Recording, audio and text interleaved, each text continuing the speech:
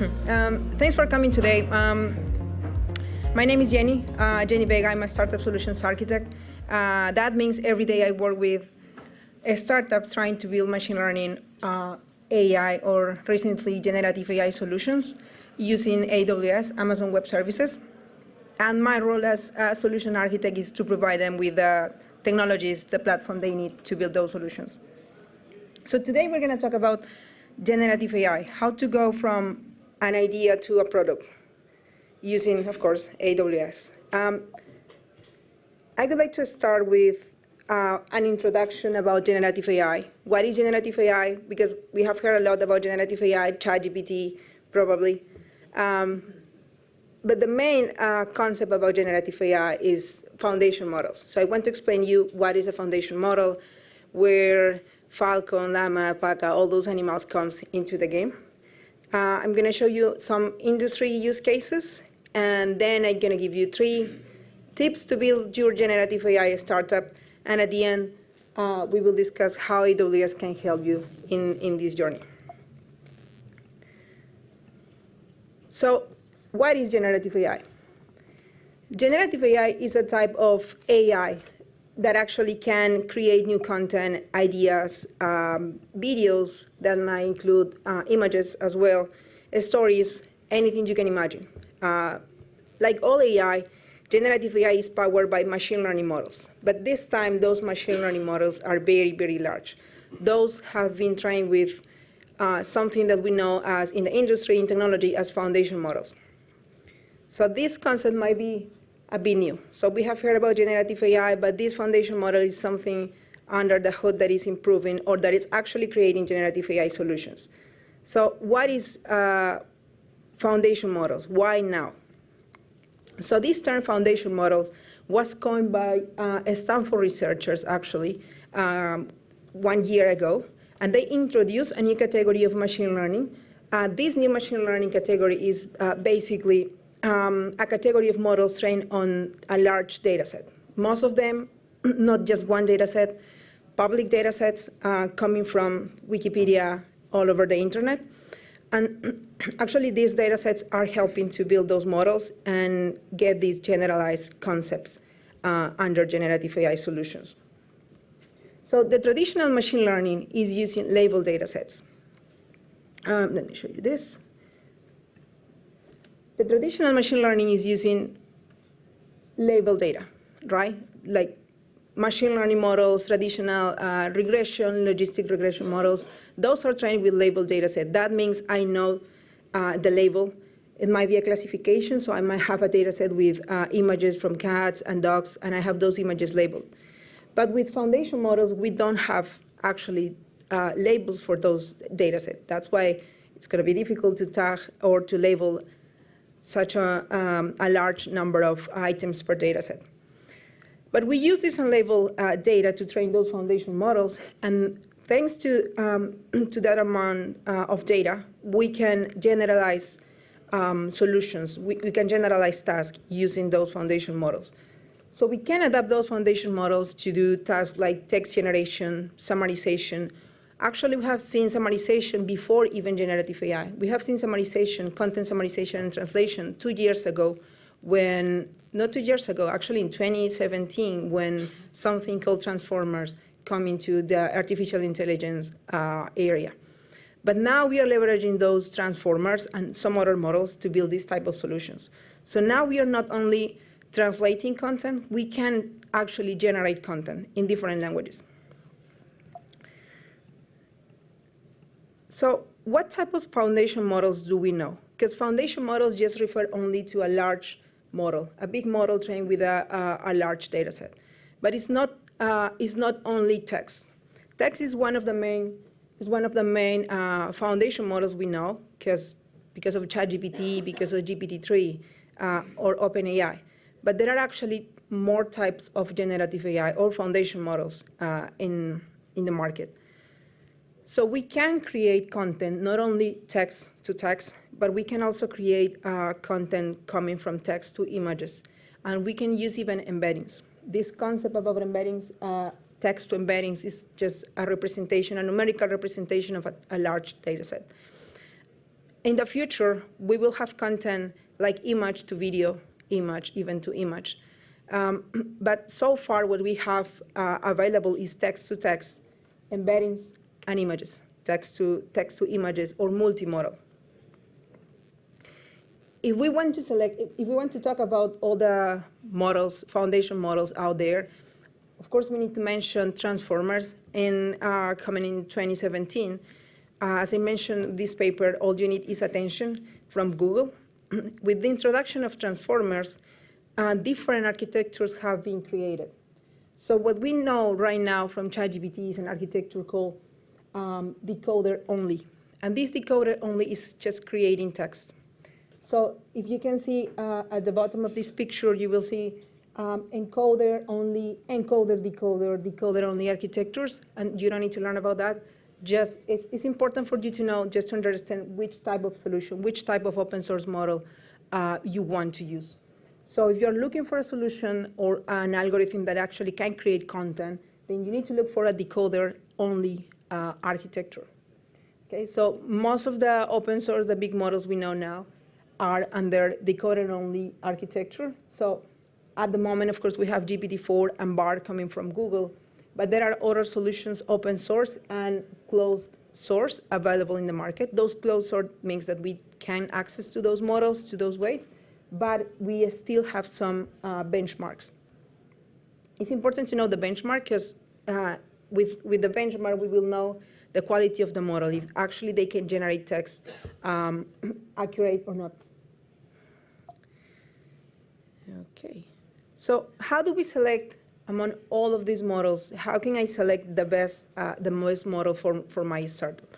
So when startups build generative AI solutions, they need to select a foundation model, right? They need to know first the use case. We're going to talk about the use case later. But at the beginning, we need to select the technology side of our solution. So most of the solutions, we're going to select most of the foundation models are already pre-trained. And if we go back again to this image, we will need to select, based on what we are trying to build, one of these foundation models. If we are trying to do summarization and I don't have resources like GPUs, for example, I'm going to go for BERT models, which are encoder-only models. They can do summarization, they can do translation. It really depends on what you're trying to build, but it's important to know to select one of these. So one of the first things we need to ask is the level of customization for our foundation model. So this is the ability to change a model's output with new data. And that means if I have a large data set from my company, how easy is to customize this model open source out there? How can I customize? There are many solutions out there. There are solutions for foundation models coming from closed source, like Anthropic, AI21 Labs, startups building out their solutions, but those models are not customizable. So we cannot send our data and get a new model. We can just use the API. So that's the main thing we need to know at the beginning. The model size, that means how much information the model has learned as defined by the number of parameters. So many times we have heard models with 30 billion of parameters, 40 billion, and also a smaller version of those models with 7 billion that can be deployed in smaller instances. So if I don't have the resources to deploy these models, then of course I'm going to select one model with just 7 billion of parameters. About the inference options, that means, do I need to host this model in my own environment, in my cloud environment? And it doesn't mean only AWS in general, any other cloud provider, where I'm going to deploy this model. Do I need to deploy this? Do I need GPUs, for example? Or I just trying to test my idea and I just need an API?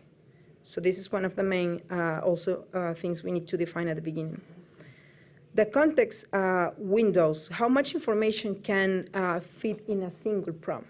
And that's important to know, because if we are planning to use an API, for example, and we're going to send the context to this API, the context is large, then we are not going to have enough space of characters to send to the foundation model.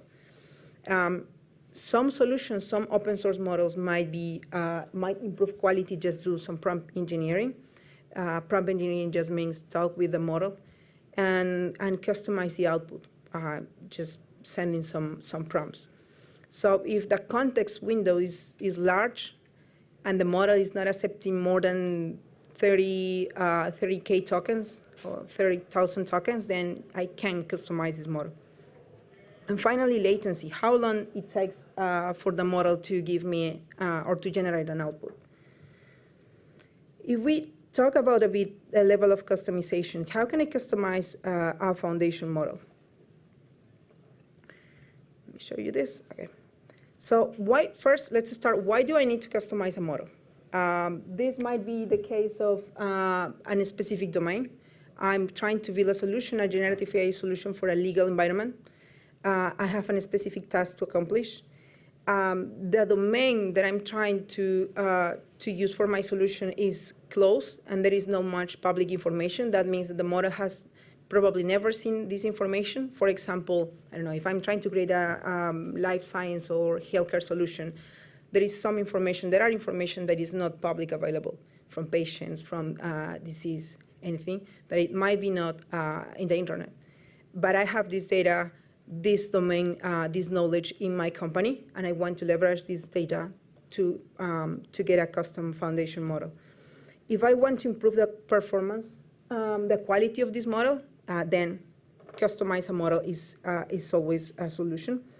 And also to reduce likelihood of hallucinations. We have seen a lot of these examples when we just chat with ChatGPT and ChatGPT just give us some random answer.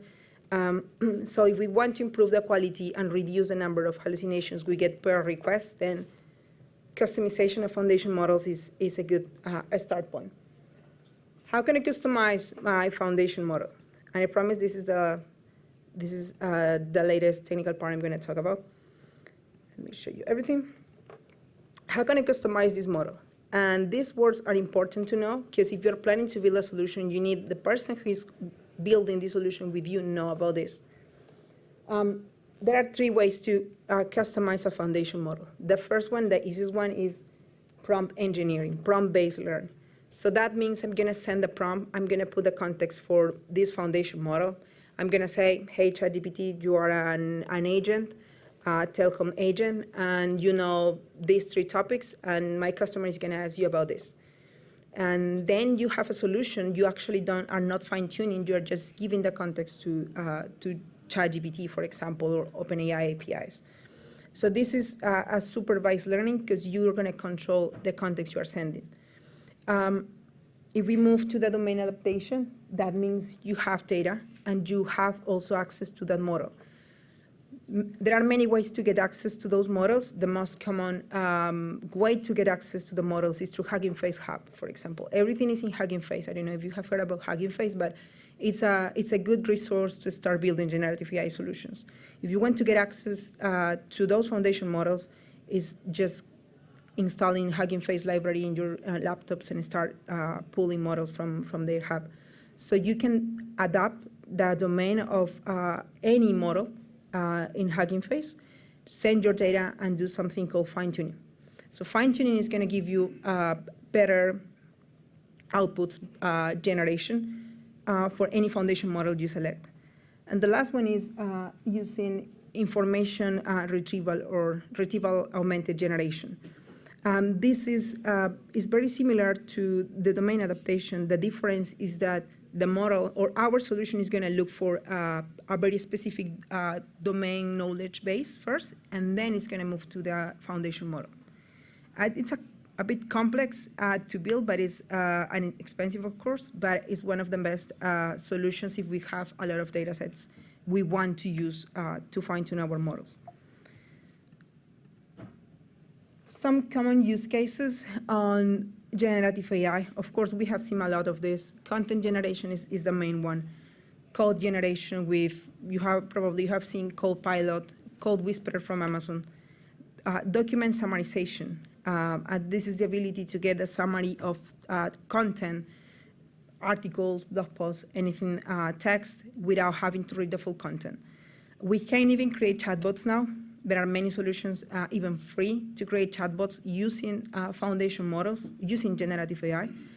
Q&As, we can provide a document, a full PDF with questions and answers, and then build a chatbot that can actually read all of these questions and provide answers to our customers. Image classification is something that we have seen before with deep learning models, but is a common use case now in generative AI. Let's talk about some of the use cases for very specific industry domains. So the first one is financial services. In financial services, 85% of the leaders have already a strategy for using generative AI or machine learning in the next years. So this adoption will allow to improve customer experience, for example, and we have seen many industries actually is not only for financial services, but we can improve the customer experience through generative AI. We can create articles based on what a customer wants to read or a customer wants to hear with our internal resources. We can increase the efficiency of our workers because we can summarize the content they need to read or they need to learn. We can understand better the market and customer sentiment, and those solutions have been already built with machine learning, traditional machine learning of deep learning. The difference now is that we don't need to create actually complex deep learning models because we just need to send, for example, the information that we can get from Twitter API, Facebook, or any social media through a foundation model or a generative AI solution, and we can get a summary of the sentiment of our customers or our users. We can build new products and automate business processes. Many of the tasks companies or financial services are doing can be automated. Before, those tasks weren't possible to automate because we had large unstructured data set. That means files, PDFs, videos, audios. Now that's possible with generative AI solutions. If we move to the generative AI for life science domain, so AWS has long shared our customer excitements around AI machine learning to transform patient outcomes. And the goal of AWS is to democratize AI ML. Those are some of the companies that are already working with us, building machine learning solutions. But now some of these companies are already using generative AI solutions, open source models on AWS infrastructure to build better solutions. So the potential of generative AI here in life science is spanning across the value chain. So generative AI can be used for disease gene identification. We can analyze large data sets and identify correlations of these data sets. And the manufacturing side, something that we can do now is predictive maintenance. Before we needed, for predictive maintenance, we relied on structured data, tables. Now we can rely only on text based on documents. That's something that we can do now. And on the commercial and medical affairs, we can improve content generation. Content generation is everywhere in every industry. And for patient support, there is a patient-to-trial matching that we can improve, that we can leverage in healthcare. This is one of the solutions. This is Amazon Health Lake chatbot. This is a public solution. Is the code, everything, the infrastructure, the code with infrastructure is already there. So if you have any interest in deploy a chatbot using Health Lakes, Health Lakes is very similar to Data Lake. Data Lake is a place where you will put all your information, all your data, structured data, tables, unstructured videos, PDF files. Health Lake is a solution built for healthcare companies. And this solution, this Health Lake chatbot, is using data from this Health Lake to just provide answers to customers through a chatbot. This is how the solution looks like. I know it's small. I can share with you the slides and the link to the solution as well. This solution has been powered with other services like Kendra. Kendra is an indexing document service that you can use for Q&A solutions. And something that is very interesting, and I've seen a couple of customers doing this, is protein folding. So protein folding is a very interesting field. Basically, it's trying to predict protein chains. It's very interesting because to build solutions, healthcare or life science solutions with this type of models, you need very large instances, compute resources. You need GPUs, CPUs to simulate how to create proteins based on known data sets and known algorithms. So actually Meta, for example, is investing a lot in solutions, in building those libraries, so data scientists, they can start creating protein folding solutions. We have some architectures. If you're interested in life science, I can share with you those as well. And let me move now to the healthcare. So we have seen now life sciences, but of course we have some solutions for healthcare. And in this space, generative AI can help to accelerate analysis for clinicians and help them to provide faster diagnosis for their patients. Foundation models for generalist medical artificial intelligence. So this model, this is actually one of the models that is using open source models, open source foundation models with data for the healthcare domain. That's all. So as I mentioned before, you can take one of these open source models, put your data on top of this, and get a new version of this model with just custom outputs. What can you do with generative AI in healthcare? Medical research, of course. Summarization is one of the main use cases from generative AI in this space. Digital health as well, evaluation through images. So deep learning before generative AI was the field that was actually helping healthcare companies to develop solutions trying to do some evaluating patients through videos, through images, doing some diagnoses through images. Now you don't need to learn about deep learning to get quality diagnosis, of course, with the supervision of a person that knows about image diagnosis. But it's still an improvement on the quality and speed specifically on this domain. And last, media and entertainment, which is a very good area to apply generative AI. Of course, content generation is something that is going to be here, absolutely. But the market is starting to grow faster than before, specifically on this domain. Those are some of the solutions that we have seen with customers building media and entertainment. So you can create, for example, narratives from sports, statistics, news. So those jobs, people, writers, is now even easier than before. In terms of images, you can improve the quality of those images, super resolution, upscaling, content restoration using generative AI or deep learning models as well. And again, summarization is one of the main use cases of generative AI in different domains. Is here in the pre-prod, post-production of scripts in general. In audio, of course, music generation is something that we have seen. There are a couple of startups in the US already building solutions to create music using foundation models. And if we move to telecom, I don't know if we have people from telecom here. Those are some of the ideas that we have found from customers on the telecom side. So they can improve, of course, the customer experience, but the most important use case from generative AI in telecom is the hyper-personalization. So we know already about personalization, but hyper-personalization means personalize the content even in real time, even when a user is watching some content from any telecom company. Okay, so we have seen almost all the benefits of using generative AI, but it still is a bit difficult for startups, for companies in general, to onboard, to start using generative AI or foundation models.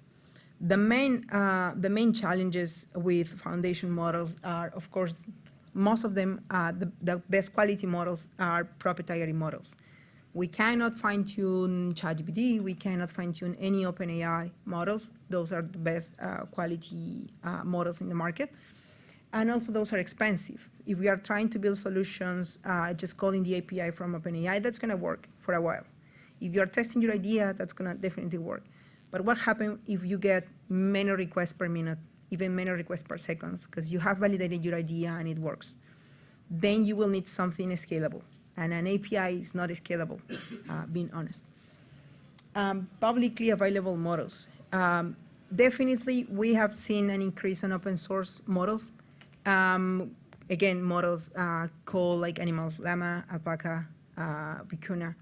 Most of those models can be compared with the quality of OpenAI models, but it's still difficult to customize those models, and actually to host one of these models is expensive at the moment. And if I want to build my own model from scratch, I'm going to need data.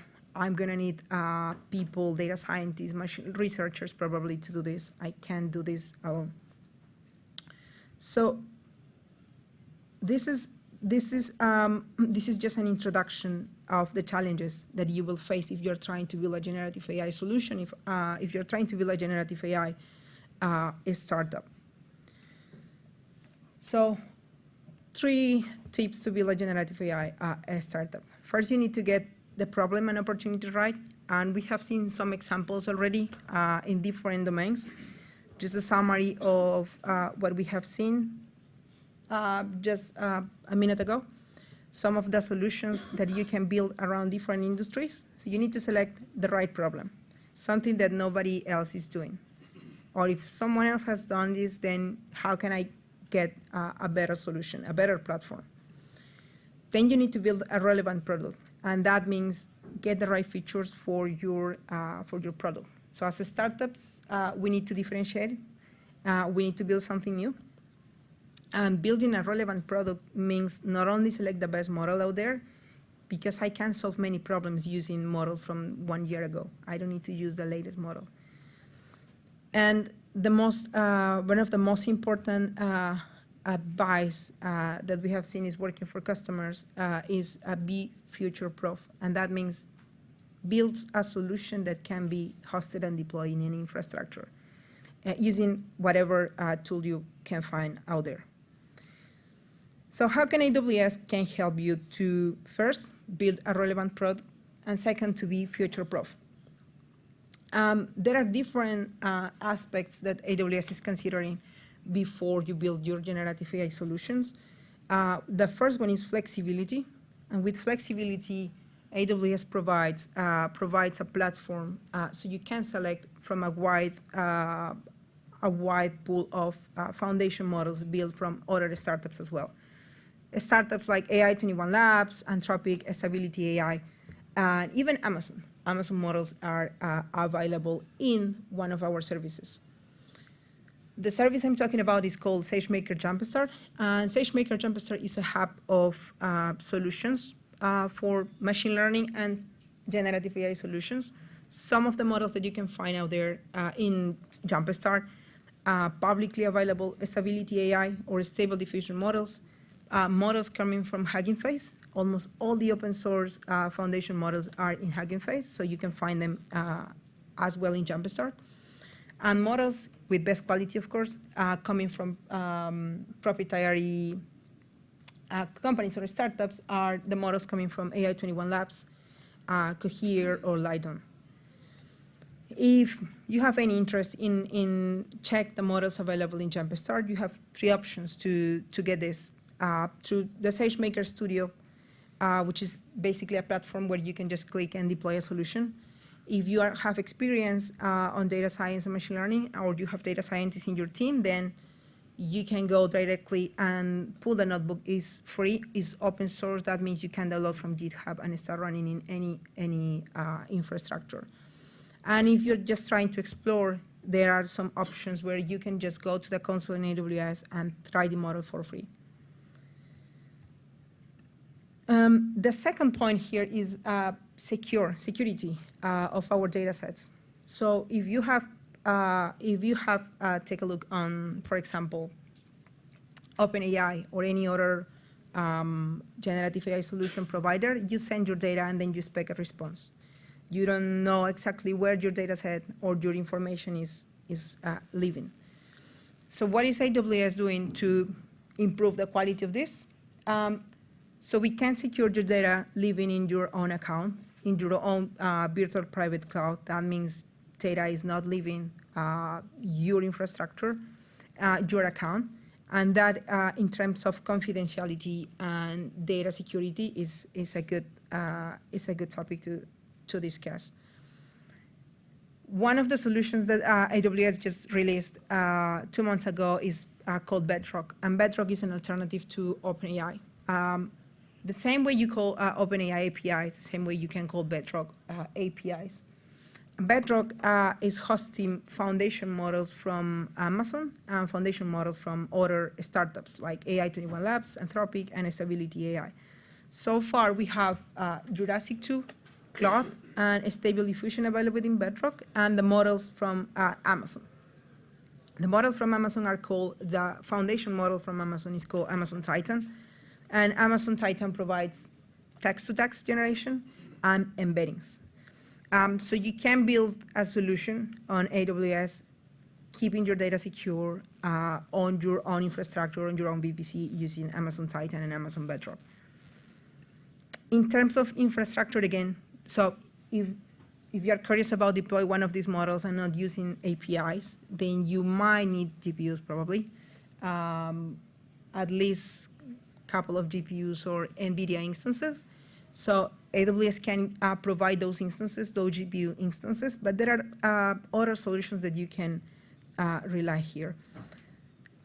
So Inferentia and Trainium are chipsets coming from Amazon, from AWS, that can actually give you better performance and price for using foundation models. That's an alternative. You can still use GPUs on AWS, of course, but if you're trying to experiment, if this is the first time you're trying to deploy a model, then and you get credits, of course, it's going to be much easier if you just get some infrastructure for that can save some costs. And almost the end. What is the easiest way to build foundation models on AWS? Not build foundation models, but use foundation models to build solutions. Is integrating my foundation model, my generative AI solution, with other services. So foundation models is just one of the components of the solutions. It's like machine learning, but 20 years later. So you still need a platform, you still need a front end and a back end that can actually show the potential of your generative AI solution. And there are some other generative AI power solutions available. I don't know if you have heard about Copilot coming from GitHub. Copilot is basically a code companion. You can just type some comments and you can get a function, even a complete script using Copilot. The same solution is provided by Code Whisperer on AWS. So some of these are solutions already available that you can try for free. Code Whisperer is 100% free. Most of the open source models hosted in Hugging Face are in Jumpstart. And you actually don't need any permission or something like that to just try one of these. But this is just the first step if you're planning to build some generative AI solutions. Just some references if you're interested in AI blog posts coming from using AWS infrastructure. So there is a link with a QR code, and if you're looking specifically for generative AI solutions, then there is another link. And thank you so much for having me today.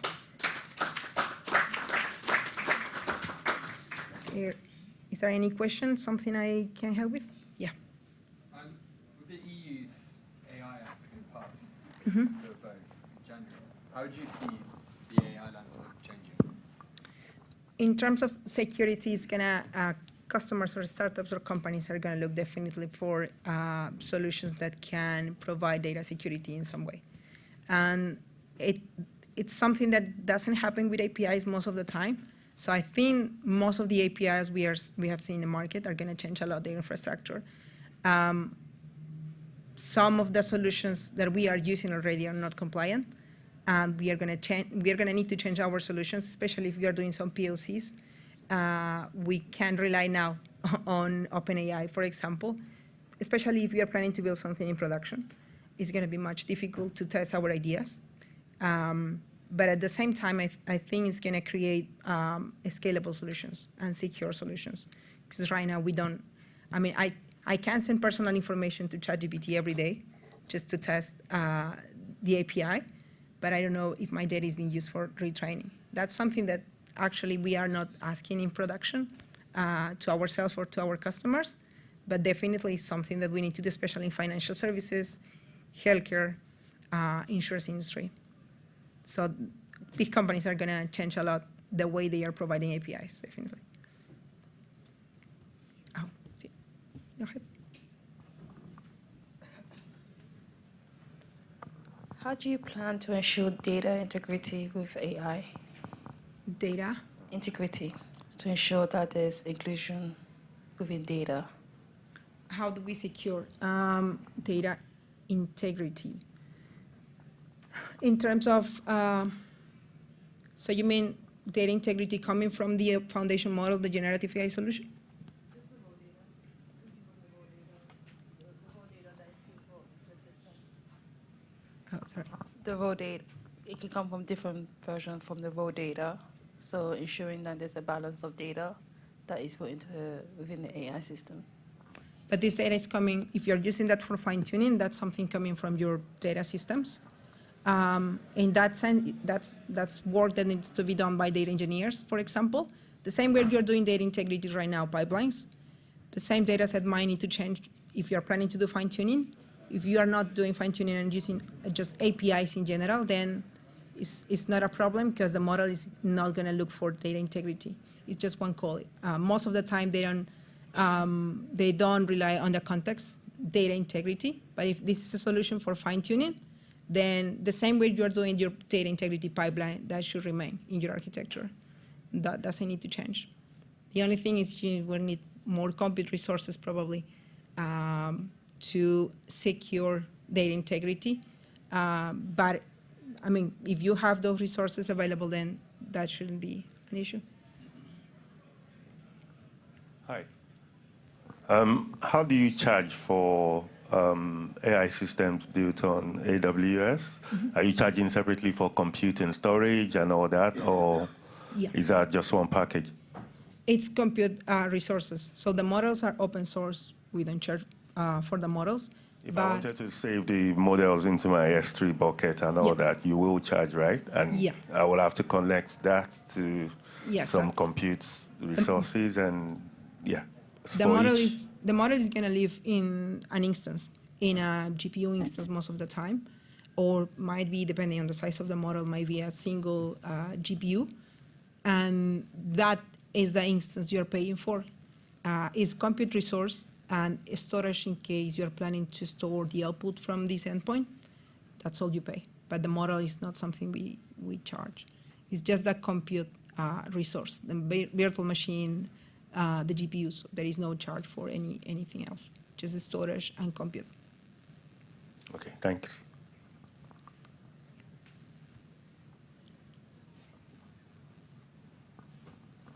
Hi, I have two questions. One is how much, so in Formula One, there's the idea of the capacity of the car versus the ability of the driver, right? So sometimes you're not too sure which is more important. So with generative AI, the foundational models or the ability to prompt properly, which is more critical? As in, can we get a different outcome depending on how good our prompt is, or is it dependent on which has greater influence on the output? Is it the prompting or the capacity or the ability of the foundational model itself? And still ties down to the second question, which is how can we assess easily which foundational model is better for what? Yeah. For your first question, it's a combination of both, because the prompt engineering, the prompt is going to change a lot the output. If you provide a better context, then the output, the outcome is going to be different. If you just send the plain text, plain data, even plain images, you're going to get a plain result without context. It might even hallucinate. So it's a combination of both. And most of the time, you're going to get for the same prompt, for the same image or input, different results. So how do you improve the quality and keep the result or the output still remain the same for every time you made a request, doing some fine-tuning or domain adaptation. So that way you secure that the model is not creating, because those are generation, right? So it's going to generate text, it's going to generate an output every time you send a request. For the second, your second question was about how do we measure the quality of a foundation model. There is no consensus about how to measure the quality of a foundation model.